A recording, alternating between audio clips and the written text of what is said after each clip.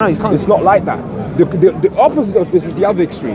Yeah. People committing suicides, people losing loads of money. Yeah. That's one of the reasons why men don't want to get married. Yeah. Because it's almost they go into marriage with like... Why would you get married? Look, well, I'll be honest with you, yeah? Why would I get married? You want to get someone, intimacy is there. Look at in Islam. Look at the beauty in Islam, Sister Claire, yeah? If I want to go and get married to like my wife, I had to go speak to her dad. Yeah? The second day I was getting to know her, yeah? Marriage documentary, you guys gonna watch it, it's gonna come out soon. Brother, please, good things come to those who wait. Allah is with the patient. Wow, 4 years. 6 years, brother. No, get it right. Anyways, so look, I had to speak to her dad. Now, me speaking to her dad means that I'm not there to mess around. Because if I'm there to mess around, I don't want to speak to your dad, I don't want to speak to your mom, I don't want to speak to nobody in your family, number one. Number two, mahar, which is the dowry. Yeah? She can ask for whatever she likes. Literally, yeah? Obviously, man can't afford it, then she can't get married, yeah? So if she asks for £1 million, I'll say, I can't afford it, I'm so sorry, you're not getting married here, yeah? So she asked for whatever she likes, yeah? So my wife asked for something, you know, I had a bit of heart problems there, but it's okay. But she gave me an installment plan. She said, look, I'll give you an installment plan. I said, look, thank you, you're very merciful. So mahar, which is her right. If she wants gold, money, because that's a security. Yeah. Yeah? Booking fee. Yes, yeah, you want to call it that, sign of that, yeah?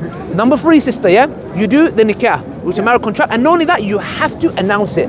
It has to be public, yeah? Okay, like I announced the marriage documentary, it's not out yet, but you have to announce it. If you look at relationships, it's the opposite. You don't speak to the dad. Yeah. You don't get, what are you going to get? Nothing. Get what, chicken and chips, bruv. Yeah, 2 wings, yeah? That's or even that, wasting 10 years of your life. No, exactly. And not only that, for example, it's hidden. It's the opposite. In a nikah, you have to announce it. It's hidden. And then, why would any man in the Western world get married? Now, the thing is, how do you break the cycle? I believe the cycle is broken when you empower women, because the key is in the woman's hand. If a woman says no to sex, it's a no. It's a no. Do you get what I'm trying to say? So when we empower women, when we like read books like this here, Beauty Set, and there's a woman in there who said basically, this is what she said. She said, I felt so ugly that I would sleep around with men because I felt worthless. So that means when you make a woman insecure and she feels worthless, she feels the only thing she can have to offer is her, you know, do you get what I'm trying to say? So it's fundamental, it's important for us to empower women and know their self-worth and self-value. They don't feel the need to do that. Now, when you break that cycle and every woman says, no, you have to marry me, why would a man has no choice but to marry her? Yeah. But then we have here, there's some women mess it up for other women, because there are women who are serious and then you have women who are not. So he goes to her and she's like, well, okay, if I don't give him that, he's going to go somewhere else. There should be a code amongst females, maybe. No sex. No, there should be. That's why the marriage documentary is going to hit. Inshallah, we're working on this. You see, it would make things, you know, a lot simpler, because, you know, men are primarily motivated by sex. Yes. And if you can get it outside marriage, you know, why wouldn't you? You know, you wouldn't be able to say no. Yeah, it is, man. I believe it honors women. The Sharia honors women, and these people come and dare to question us about women's rights. Wallahi, I challenge any of them. Yeah.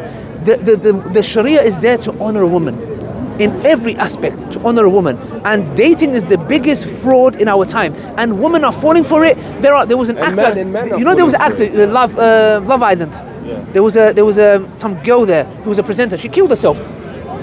Why? Because, bro, she's fed up. She goes, I want a proper relationship, marry. And by the way, men are practicing polygamy via promiscuity. How?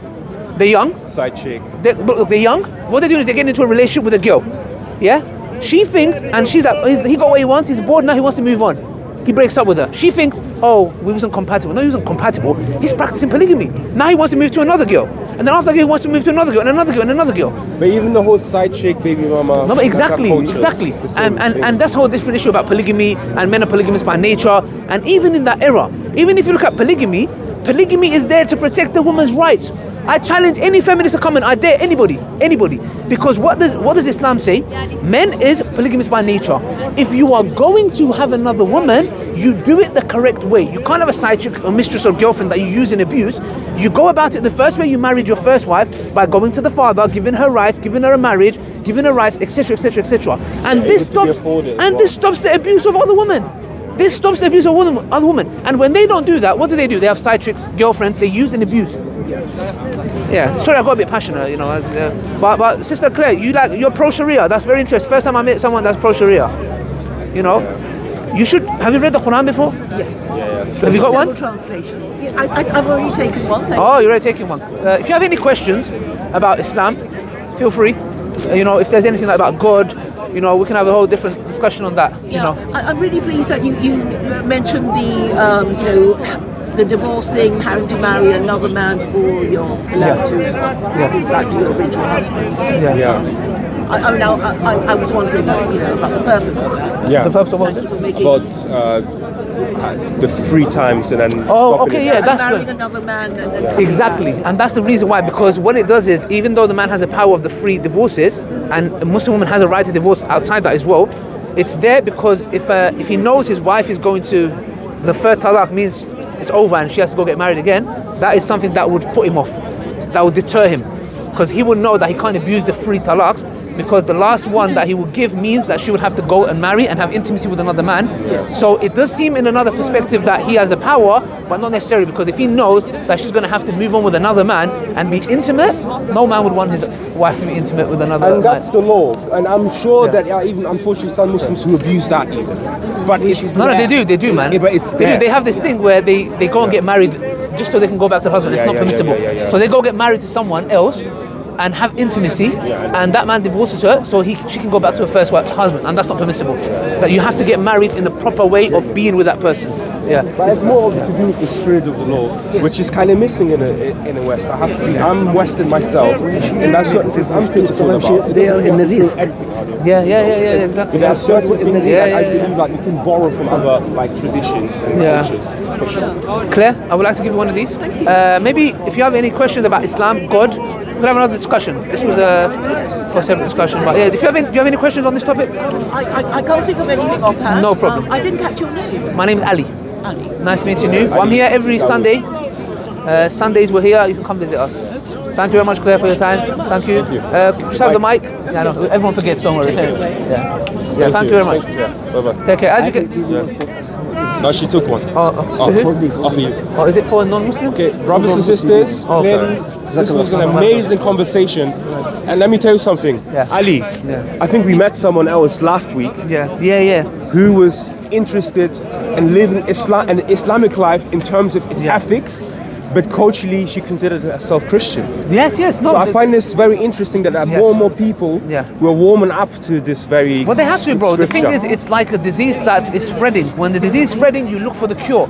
And sometimes you see the cure in places you would never imagine, which is the Sharia. A lot of people are scared of it. They have no idea of it, but they don't know it's a system that is, if it's applied properly, it works. And the only thing they think about the Sharia is stoning, etc., which have they no idea. But if somebody go into the American Constitution and seeing about, death penalty, electric, Also, this reductionism that the Sharia somehow is this punitive law that is only focused on chopping people's hands off. I mean, this is something that you watch from the 60s. Bro, it's a horror movie. You know the movie Saw. That's why you stop watching horror movies. The Sharia it's a very loose system that benefits human beings. That's correct. So next time, brothers and sisters, from Salam Kona, Assalamu alaikum wa rahmatullahi wa barakatuh. Was this mic even on? Oh, it was. I try.